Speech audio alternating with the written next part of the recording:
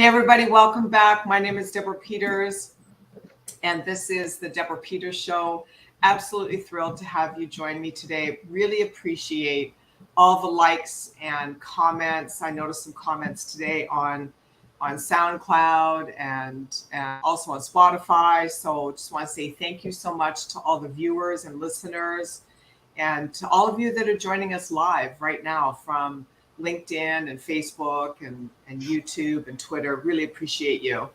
I created this show kind of from a place of what's the world going to need as we come out of a pandemic, when people have been not being able to talk or socialize or spend time with family, maybe not even being able to go to work. You know, we're creatures of habit, and we do like to go through our processes. It makes us feel grounded. Where it becomes kind of toxic is if it's overly necessary that everything is perfect, but rather instead to have a little bit of routine, and then that routine opens you up and opens your mind up and your life up to other possibilities, because a bit of comfort in that. So when I created this podcast, it was with that in mind, was to be able to offer tools in 5 different life pillars: health, wealth, relationships, self-expression, and business.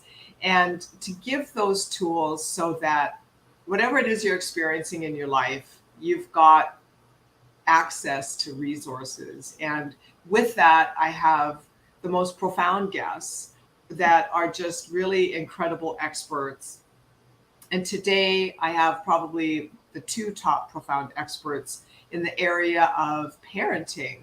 You know, we've got a silent crisis in this country around school shootings. And it just, you know, personally, I don't watch the news, but when I open up my iPad or my laptop or something, and you see all the highlights, it's just, I'm skipping past that. You know, I don't want to ingest in that any of that negativity. But at the same time, you know, it just makes me think, like, what on earth is going on? So I wanted to bring this show today and not just shine a light on the issue, but to actually have you guys walk away with tangible tools that you can implement into your parenting, into your lifestyle, into your world, that will make a positive difference in connecting with our kids today, and making them feel like they belong, and that they're nurtured and loved. So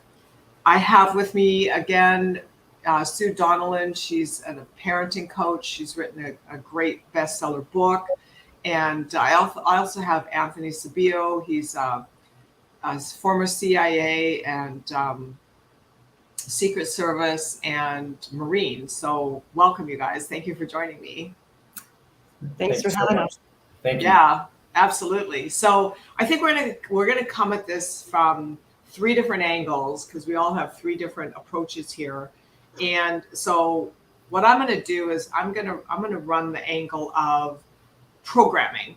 You know, that everything a child takes in between 0 and 7 is, you know, basically hypnosis. They pretty much accept everything. And then, you know, Sue, you come in from your parenting coaching practice and what you literally experience. And Anthony, for you, I mean, you were adopted, you're a foster dad, you're really engaged in your community, you're running for school board. So I think we have enough of an angle here where our viewers can really take something powerful away.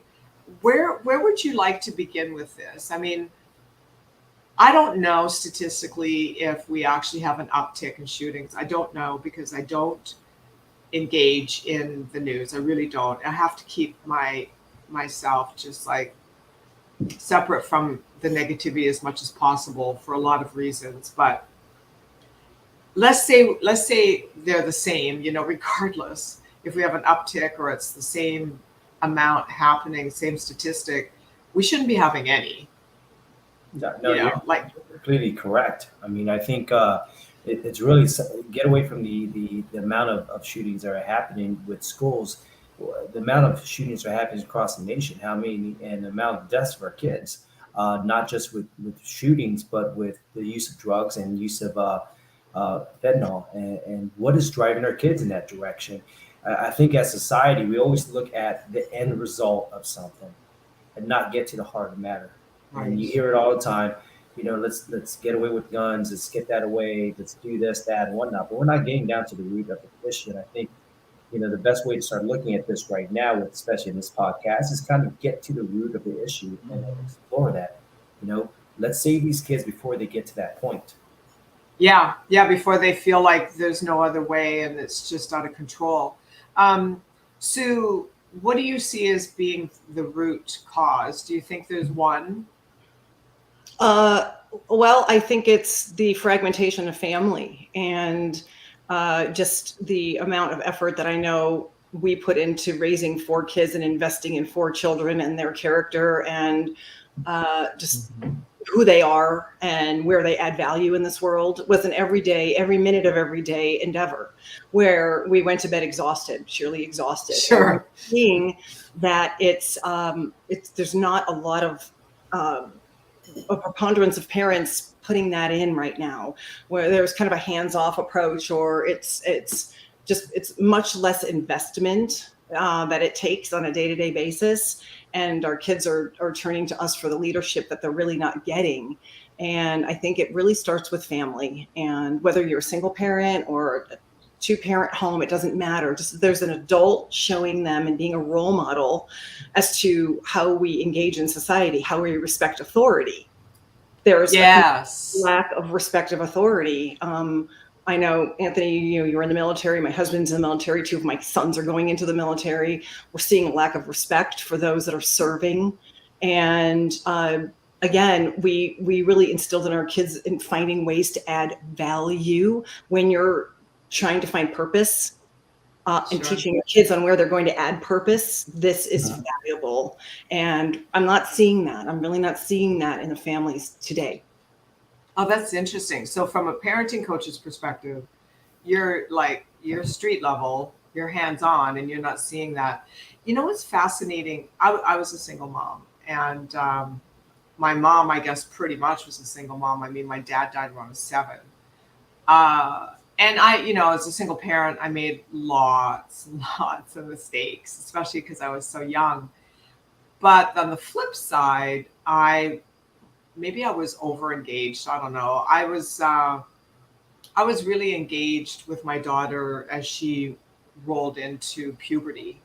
And in fact, I was the parent that would, keep an eye on the clock. And if she wasn't walking through the door, I was driving across town and going to wherever the kids were, whether it's a party or a gathering or whatever. And not just collecting my daughter, but my neighbors and her friends too, and driving them all home and dropping them all off. And, they were 2-parent households and they were oblivious. They didn't even know their kid was out. Yeah. And, I think this goes a little bit deeper and parenting today with our current society, the way it is, right now with inflation at the highest that's ever been and skyrocketing prices across the board, a lot of parents can't afford to take the time off to really spend with their kids because they're working right now. I mean, I hire people and they're working 2-3 jobs. Yeah. And that's amazing that they even have time.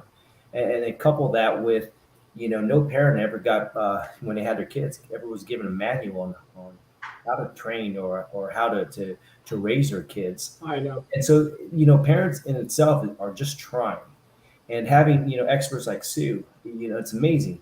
When I was going through the foster care program to become a foster parent, I had to go through courses and I learned so much on how to deal with, at-risk kids. Yeah. And that's something that we have it within our system. We have it within our communities. And if it's happening here in Fairfax County, it's happening everywhere. But these resources aren't going out because it's not a priority, nor are parents actually looking for these resources because they tend to look at it, am I going to be stigmatized because I'm asking for help? A lot of times, parents are just not seeking help, but they're hurting inside. They don't know what to do as much as none of us know what to do with these kids. And so I think everyone's trying. We're just not tapping into the resources that's already out there. Well, that's really sad if you need help and you can't ask because there's a stigma around it. What are you seeing with that, Sue? There are quite a few resources. There's a lot of books. There are a lot of online groups that parents join. There are quite a few parents reaching out to me and getting on my schedule and really trying to do better. I think that, we all hit a wall. I certainly understand what that feels like when I was screaming so much at my kids that my throat hurt, and I realized I needed to do something different. And that was back when they were like for kids 5 and under. Yeah. So what I've learned, right, those with the most to learn have the most, can teach the best, right? So Sure. I've been there, and I know what that feels like to feel overwhelmed and super stressed, and what tips and techniques we all need, but we all hit that wall.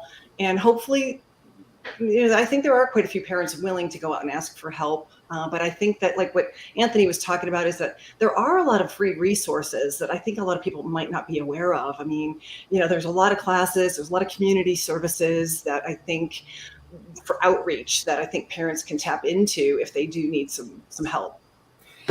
Yeah, so here's what's interesting about this conversation is we're from all over the country. I mean, Anthony, you're in Virginia, right? Mhm.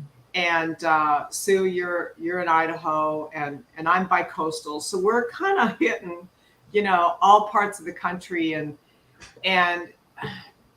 I think from a programming perspective, we just kind of step back and look at that. As parents, we can only do the best we can with the resources we have. And those resources are always going to be based upon our upbringing and how we were raised. And that's going to be what we default to, like naturally. It's an unconscious response. It's in order to take a new tact as a parent, it requires a few things. You need to make a decision that this is what you got to do. Like this, that's what I had to do. I had to make a decision that as a parent, I didn't have it together. And so I started taking communication skills classes so I could figure out why our communication was breaking down. And then I started taking human behavior classes. But those were decisions that I made that were born out of pain. They were born out of dissonance. I felt like what was happening in my relationship with my daughter at the time when she was young was that I was repeating patterns with her that I had experienced with my mother.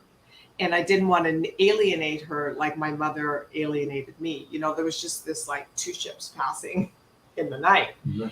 So, for parents today, to your point, Anthony, they're working multiple jobs. They've got children. Everything's more expensive. Where's the energy? Where's the time? And even if they're free, right? Yeah. And then how do they handle the childcare component to be able to do that? If it's online, great, you can do it after your kids go to bed if you can keep your eyes open.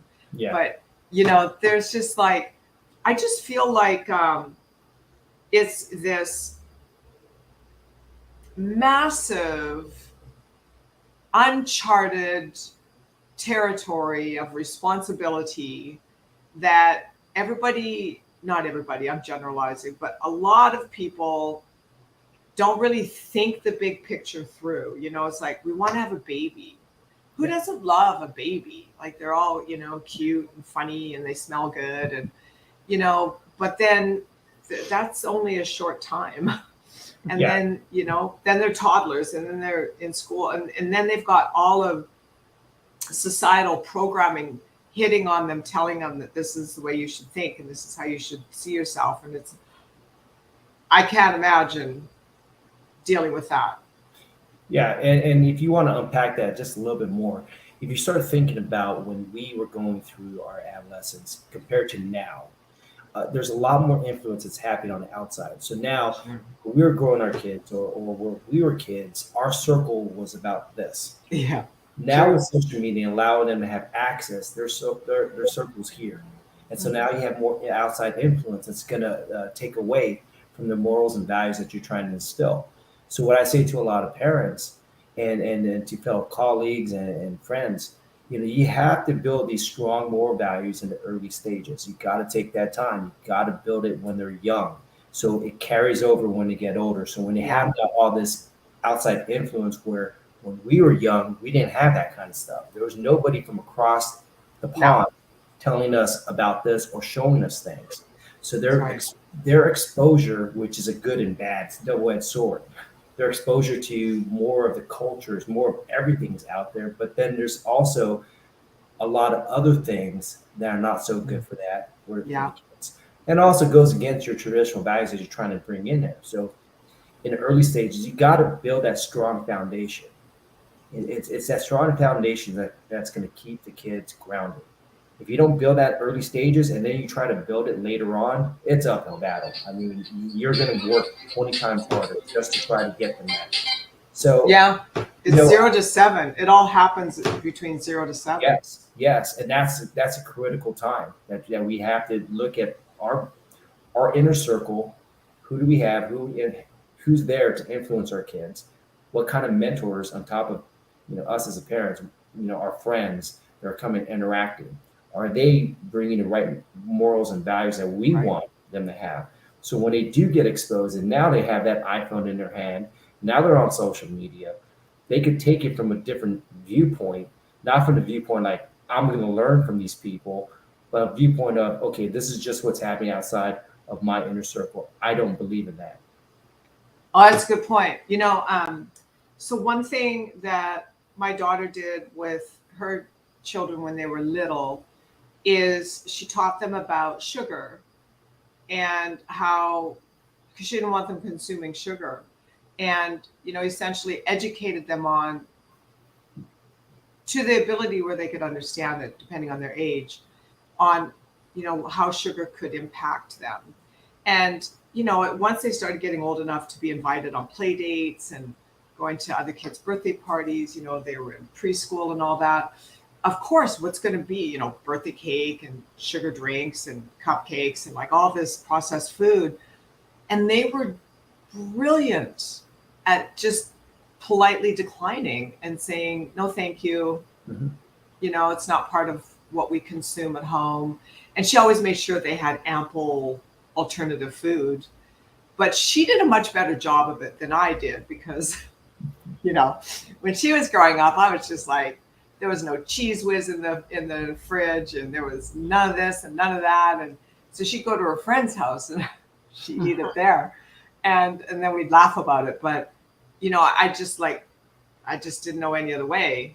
I didn't know how to create that communication. I think that's what you're talking about. So what's the number one tip that you give parents, Sue, to be able to connect the dots with their child's ability to be responsible, but yet not have it overwhelm the kid where they don't have any fun?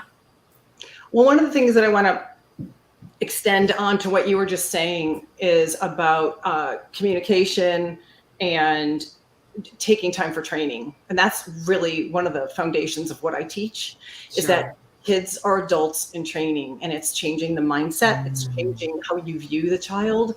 One of the most important things that I discovered was that a misbehaving child is a discouraged child. So whereas I may have judged that child as just a bad, misbehaving child, I realized that they're really just discouraged. They might need a hug. They might need me to understand where their perspective is coming from. So it's taking time for training for kids being adults in training. So when you're talking about programming and you're talking about sugar and you're talking about any subject, anything that's important to the family, it's training. So where you started with your daughter was, I'm just not going to have it in the house, but I'm not going to talk about it. I'm just not going to have it in the house. Kind of like we have 3 sons and a daughter, and, guns, I don't know if I want my kids to have, whatever side of the discussion you're on, kids, my son took a little easel frame and turned it into a gun. I'm like, okay, you can't beat them. You're going to join them. Let's take time for training. Here's how you handle a gun. Here's how you clear a gun. So the point is that in parenting, what kind of takeaways can someone listening to right now take time for training? Kids are adults in training. Change your mindset as to how you view them. And are we just making demands, or are we taking time to train them and explain to them why the sugar is not good so that they can make their own decisions? And just, getting to your question about the accountability factor, all of those things are boiled in and baked in to helping a child make their own decisions on their own so that they can be, autonomous. And Amen. Yeah. And they, when they make that decision, because you've educated them at home, then they know that they've got that backup at home to support them in the decision that they've made. Because it may not be the popular decision, right? I mean, they might maybe among peers or whatever, and the decision they're making is not what the popular decision is. So they need to know that they're supported. Today it's sugar, tomorrow it's drugs, drinking, sex. So when you establish that foundation of communication as early as possible, I have something in my book where I talk about how to get your kids to tell you everything. One of the steps is to brand yourself early as unshockable. So I can take any piece of information and I'm not reacting. Even inside, I'm like, holy crap. Like, I'm not reacting. I'm unshockable. Now my kids trust me to tell me whatever it is they need to tell me. So each phase of life that they're faced with things that we expect them to try to handle, we've opened the door of trustful communication, and B, we've trained them to have the insights and just kind of be wise beyond their years. And that only comes through investment, communication, openness and honesty, and building trust. Yeah, 100%. Anthony, when you took your training to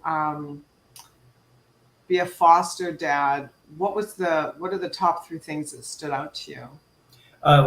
One, I didn't know how to be a parent. First off, that's first and foremost. There's a lot for me to learn, and a lot of things that I did by trial and error. So I think a lot of people that took the same thing kind of felt the same way. Like, wow, I really don't know what I'm doing. But the other portion of it is you learn a lot of compassion, and that followed me into being a leader. And when you start breaking down, leading people, leading in the military, there's leaders that, your people, your employees, your Marines, your soldiers, they don't go to you because they know what Sue said, your reaction. They don't want to deal with that reaction. They know the reaction they're going to get. It's always going to be the same, and it's going to be bad. And so they're not open. They'll rather hide things than not open up. And these are adults. So imagine kids, of course, doing the same thing. Yeah. Because like she said, it's something they learn. So we got to retrain ourselves as, if you're a parent, you're a mini leader, and you have to start taking leadership courses on how to lead. You got to lead from a heart of empathy, understanding that people do make mistakes. Your kids are going to make mistakes, but you cannot show them, any leader can't show them any weakness where, like Sue said, complete shock and awe, to where you get to a point where I don't know what to do. And now you're teaching that into your child that, mom and dad don't have all the answers, where they should be going to you and thinking mom and dad do have all the answers.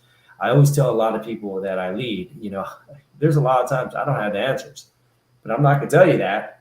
Right. Work through this process and we're going to get to the right answers, but I'm not going to be shocked where they feel that they feel no trust in me. So they got to see, our kids have to build that trust. They have to feel that trust. I trust that you're going to help me. I'm not going to be ridiculed. And and you have to portray that there's nothing you're doing that's ever going to shock them. It's something in our society that we need to grow at. I think parents need to take the role of, too many times I've seen parents taking the role of, I'm your best friend. I'm your friend. Right. And if you try to take that mentality into, say, being a small business owner with your employees, oh, I'm just your friend. It doesn't work. You can have that friendship, but there's a clear line of who's in charge. But to be a good leader, you have to have that compassion. You have to have that empathy. And you have to understand that everyone's going to make a mistake. Even your kids are going to make a mistake. They're not perfect. Nobody's perfect.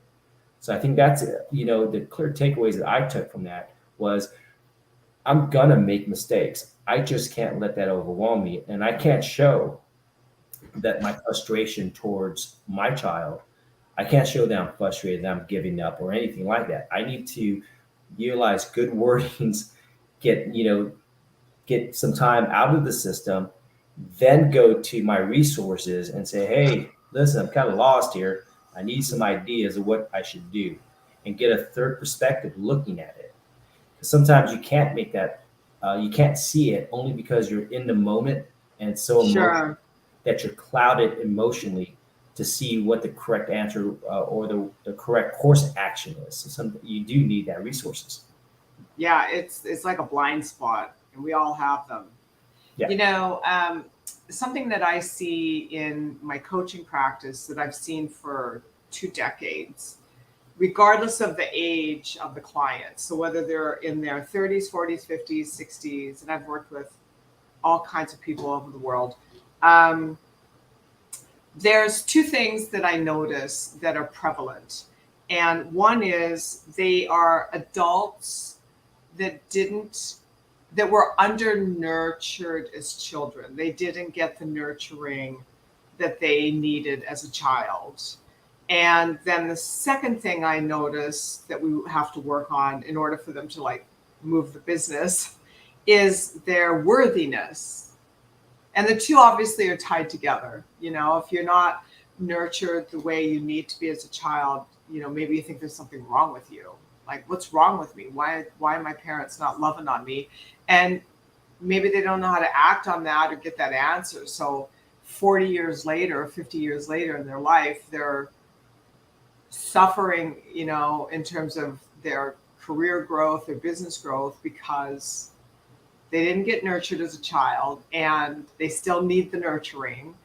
And also, they don't feel worthy.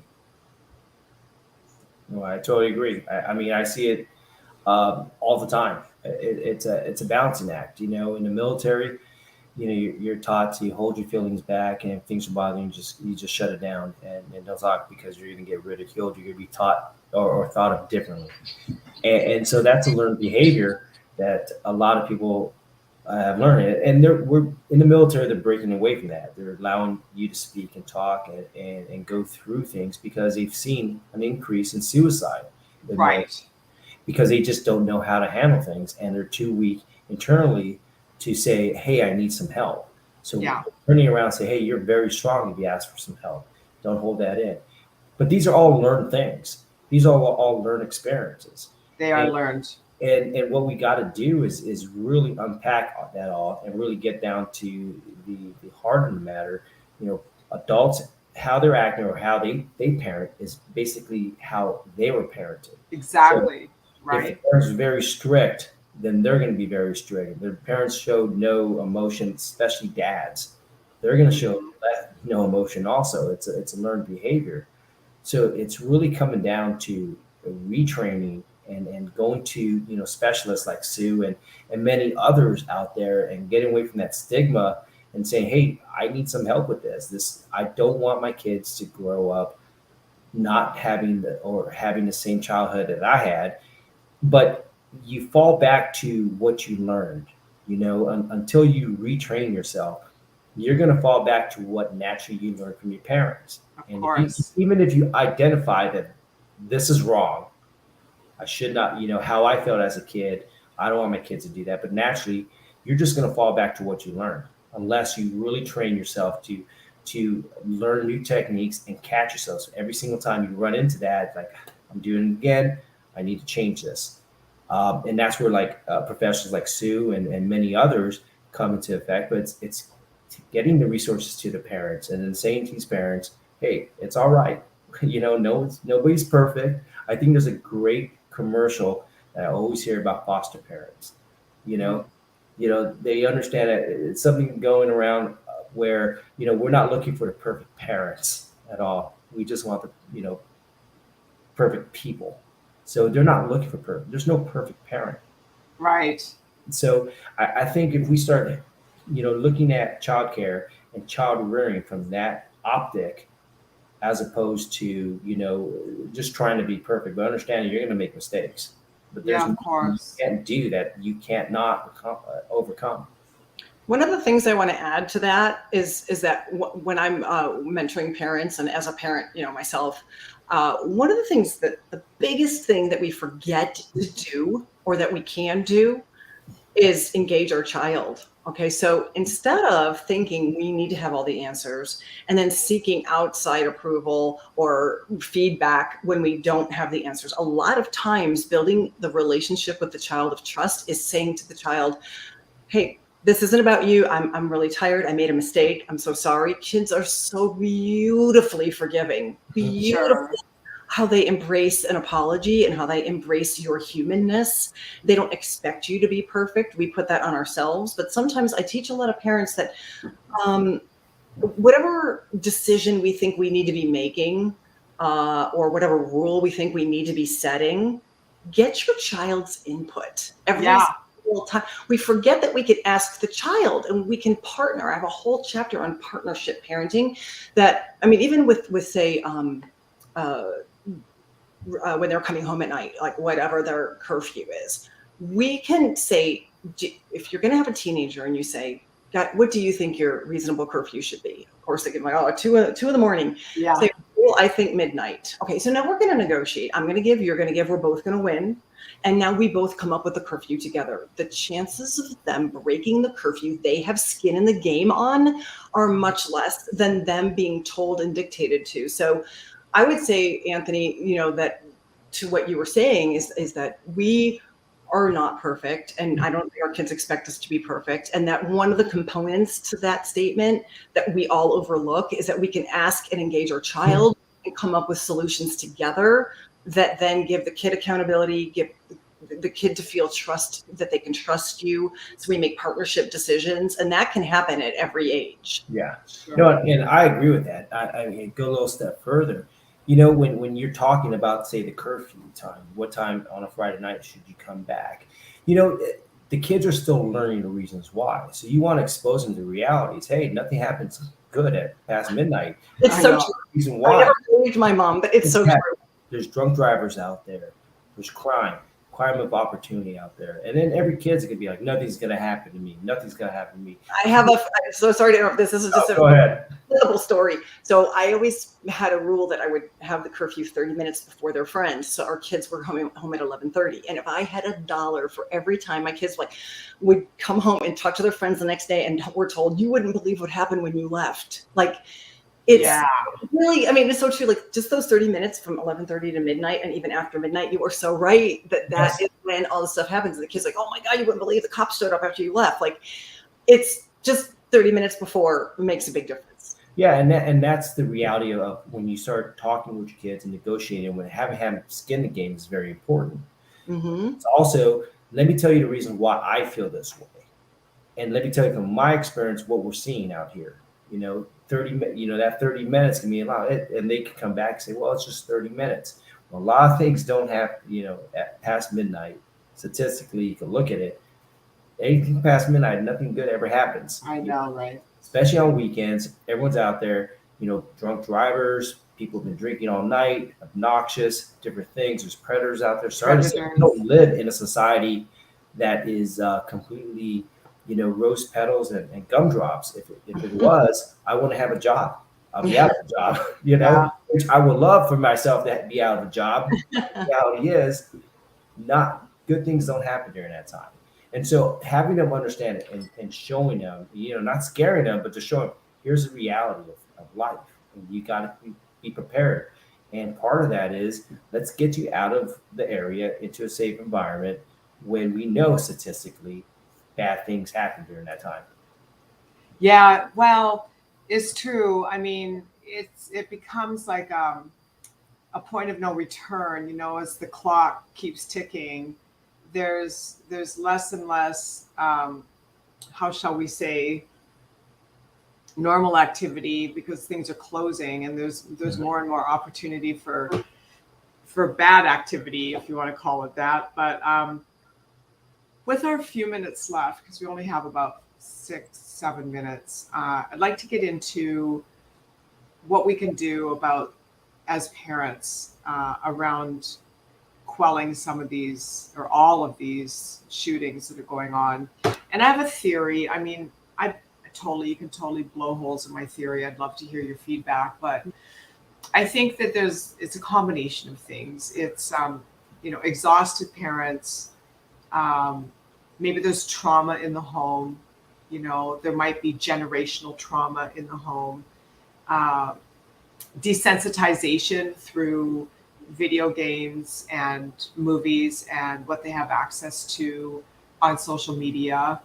Um, Seeing the normalization of the frequency of shootings. And, that's another desensitization. I mean, it, all habits are created through repetition. And so that 0 to 7 time frame, we just take it all in. We don't even need repetition. If our parents say no to us once, we may not listen, but we know it's no. And whereas adults, or even in the socialization and modeling years, which are like 7 to 21, the more we see something and the more we're introduced to something, the more we can ingest that as being normalized, acceptable, a way out. It's just what you do. It's everybody else is doing it, or lots of people are doing it. I mean, I feel like in the world, there's just no shock value anymore. Like nothing shocks us. You watch news reports of people dying in the streets and stuff, and it's like, there's just our nervous systems are so hammered with horrific life events that we just desensitize to it. And it's just how you handle your anger or your whatever. No, I agree. And on top of that, you got to look at what the worldview is that kids are growing up with, on how they perceive life. They don't understand. They're so young and they don't perceive life the way somebody that's been through a lot has went through. Myself going through the military, seeing the most horrific things, and being in situations where it was a life and death situation. You tend to get a value of life, and so Sure. that's where you get. There's no value that they see, because everything's getting desensitized. Everything's becoming more of a 15-second fame. They're bombarded with so much negativity coming in Yeah. about the world, about everything, that it's a loss of hope that's going It on. is. And that worldview of what they're being trained on or what they're being exposed to, plays a big part into it. And I think if we started looking at the worldview we're putting into our kids, instead of giving a worldview of everything is terrible, the world is going to end, we have 20 years and the whole earth is going to be destroyed. Yeah. We're taking this Armageddon and throwing it into them. So at a certain point, they're being taught this. Their worldview is, why does it matter? The world's going to end anyways. Yeah. I know. I've noticed. I want to be here. I'm really hard. Sorry to cut you off, but I'm really hard pressed to find a movie where I can just relax to and not have my nervous system hijacked into fight or flight. And so I end up watching these like old movies from the 80s that were all touchy-feely. I think I watched this movie about this Saint Bernard dog, Beethoven, the other night. And it was just like super, America, mom and apple pie kind of movie. But they said something really important in that movie where the premise of the movie was the husband didn't really, the dog was a nuisance, but he put up with him. And there was a veterinarian in town that was up to some bad shenanigans with the local pets, and he was trying to hijack their dog. And the little girl was like 7, I think, maybe 6, and she told her dad, she's like, he's a bad man, Dad. Like, he's just a little girl, she's just a bad man, Dad. And he wouldn't listen to her. And later in the movie, the wife said to him, instead of trusting these other people over our own family, over our own children. And I think that comes back to what you were saying, Sue, of the family unit, creating that values-based, principle-based, communicative family unit that creates these things together. Well, one of the things that I also teach is that we own the culture of our home. So we are in charge. We own the culture. We set the tone. We establish the rules. That again, our kids are looking to us for that leadership. And so instead of allowing the doom and gloom of what outside factors are trying to influence, we influence. So we instill and we program our children with hope and value. Where are you adding value? What gets you out of bed in the morning? Where are you going to be happy? Get in touch with your innate abilities as to what makes you special. And as a parent, you can help facilitate that process for your child. So helping with our kids, 4 kids, all different people, each of them are marching to the beat of their own drum to where they are adding value to the world. And I feel like I've done my job. We've done our job to where they're happy and they're pursuing where they're adding value. And so instead of allowing all the other stuff to weigh us down, we're going to establish the culture in our home of this is what I have control over. My messaging to my children, and believe me, that works. And if you consistently role model that, it sticks in, and those outside influences have less and less value. Oh, wow, that's powerful. Mm-hmm. Yeah, really good. All right, so then let's do a summation because we've got a couple minutes left. So as parents, and jump in here if I miss anything. First of all, we need to realize that we're not perfect and nobody's taught us how to parent. So not only is it okay to reach out and maybe take some courses or do some study, it's important because you're developing a skill set that no one's ever given to you other than your own childhood experience, which if you're lucky and it was healthy, you have something to roll with. And then secondly, to really set the tone for the culture in your family. And thirdly, to be that leader, to be that example. And it's okay if you don't know what you're doing. You're learning this as you go, and it's a process. So what else did I miss? No, go ahead, Sue. Just every single day is something you're facing for the first time. So give yourself grace and give your children grace. So, that's good. Yeah, I totally agree with that. And second to that is, we got to look at what we're doing for our kids and do it from a point of, trying to make them better, to be able to adapt to the world. And so anytime I work with, my kids, even my kids are now all grown up, I want to be that rock for them that they can lean on. And a lot of times I think if you don't create that pure foundation, a strong foundation, even as they grow older and they're having kids, they're not going to look at you as being that rock. So you have to be that rock, and you got to be 24/7. It's not a part-time rock.